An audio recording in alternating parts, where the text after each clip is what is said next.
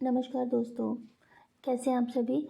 देखो, AIBE18 का जो एग्ज़ाम था वो टफ़ था या इजी था, आज हम इस टॉपिक को थोड़ा सा डिस्कस करने वाले हैं। आपको पता है ये AIBE18 का जो एग्ज़ाम था वो तो 10 दिसंबर 2023 को था। फिर उन लोगों ने एक OMR शीट दे दी थी, उसका उन्होंने रिज़ल्ट भी अपलोड कर दिया था। आंसर की एक अपलोड की थी, 12 तक कर दी थी। उसके बाद एक ऑब्जेक्शन रेज़ करने के लिए भी एक लिंक दिया था कि भाई अगर कहीं आपको लगता है कि आप सही हो तो आप कोई ऑब्जेक्शन रेज़ करना चाहते हो, तो 20 दिसंबर तक एक ऑब्जेक्शन रेज़ करने के लिए भी एक लिंक दिया था। तो देखो, क्वेश्चन अगर अब ये है कि AIBE18 का जो एग्ज़ाम था वो टफ़ था कि नहीं था, तो देखो पता है क्या होता है, जो एग्ज़ामिनर था उसका मेन मोटिव क्या था, पहले तो ये समझो। एग्ज़ामिनर ने आपको एग्ज़ाम हॉल के अंदर बेयर एक्ट साथ ले जाने के लिए अलाउ तभी किया था क्योंकि वो ये चेक करना चाहता था कि आपको बेयर एक्ट की नॉलेज है कि नहीं है। क्योंकि अगर उसने आपके लॉ की जो आपने वो पढ़े हुए हैं, जितने भी सब्जेक्ट्स पढ़े हैं, उसको अगर उसे चेक करना होता, तो जब हमने लॉ के एग्ज़ाम दिए थे तो कभी भी कोई भी बुक हमें अलाउड नहीं थी। तो अगर AIB का एग्ज़ाम होता तब भी वो चाहते तो वो हमें अलाउ ना करते। पर अगर बेयर एक्ट्स अलाउ करे गए हैं ना, तो उसका मोटिव समझो, वो सिर्फ यही था कि वो सिर्फ यही चेक करना चाहते हैं कि आपको बेयर एक्ट्स को अच्छे से स्टडी करना आता भी है कि नहीं आता। तो जैसे मैंने एक प्रीवियस अपनी एक वीडियो बनाई थी जिसमें मैंने एक एग्जांपल कोट किया था कि जैसा आपके सामने आप खड़े हुए हो, कोई आप सेक्शन जैसा पूछ लेते हैं तो वो यही पूछेंगे, दिखाओ जी ये सेक्शन कहाँ पे किस बेयर एक्ट में से निकाला आपने, और वो उसमें क्या लिखा हुआ है बताओ मुझे। वो इमीडिएटली आपसे ये पूछेंगे, तो आपको इमीडिएटली वो बेयर एक्ट खोल के उन्हें बताना पड़ेगा, सर इस बेयर एक्ट में इस सेक्शन में ये चीज़ लिखी हुई है। तो यहाँ पे आप कितना क्विक रिस्पॉन्ड करते हो, तो एक एक्चुअल में मोटिव यही रहता है, ठीक है ना।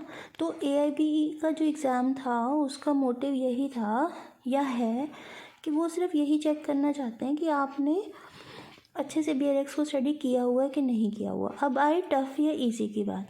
देखो, जिस बच्चे को तो बेयर एक्ट्स को अच्छे से स्टडी करना आता था उन लोगों के लिए तो ये सच में आसान था, लेकिन जिन बच्चों को बेयर एक्ट्स को स्टडी करना नहीं आया, उसमें से आंसर्स ढूंढने नहीं आए ना, उनके लिए ये टफ़ ही था। देखो, अगर कोई बच्चा इसको पास नहीं कर पाया होगा, या कुछ ऐसे बच्चे भी होंगे जिन्होंने OMR शीट को घर में जाके चेक किया होगा, तो बहुत सारे बच्चों के 80% मार्क्स भी आए होंगे। हो सकता है बहुत सारे बच्चे 90% मार्क्स को भी क्रैक कर दिया होगा, उन्होंने इतना अच्छा पेपर दिया होगा। तो वो कौन से बच्चे हैं, वो वही बच्चे हैं जिन्होंने बेयर एक्ट को अच्छे से स्टडी किया होगा और 90 80 नंबर ले गए होंगे, और उनके 80 या 90 क्वेश्चन सही हुए होंगे। तो उनके लिए तो आसान ही था। टफ उन्हीं के लिए था जिनको बेयर एक्ट्स को स्टडी करना नहीं आता था। तो मोटिव समझ के अगर आप, तो आज से ही अगर AIBE19 के लिए तैयारी करने लग जाओ, और सबसे पहले बेयर एक्ट्स को स्टडी करना शुरू करो। प्रीवियस ईयर के क्वेश्चन पेपर उठा लो सारे के सारे, उन्हीं को स्टडी करना शुरू करो, और उसके बाद ही आपको अब AIBE19 का जो अब एग्ज़ाम आने वाला है तभी क्रैक कर पाओगे, ठीक है ना। ये मान के चलो कि हर साल पेपर का जो पैटर्न है या उसका जो स्टाइल है वो चेंज हो रहा है, इन्हांस हो रहा है, हर बार थोड़ा सा कंपैरेटिवली टफ तो होता जा रहा है। अब पहले 40% एग्रीगेट था, अब 45% एग्रीगेट हो गया।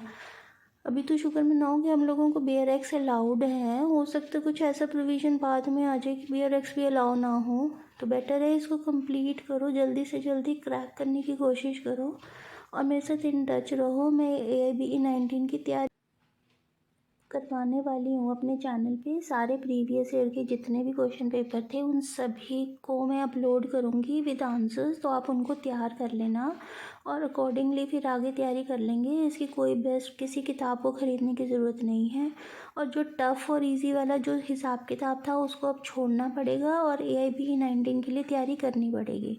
मुझे सब्सक्राइब कर लो ताकि मेरी लेटेस्ट इन्फॉर्मेशन आप तक पहुँचती रहे। थैंक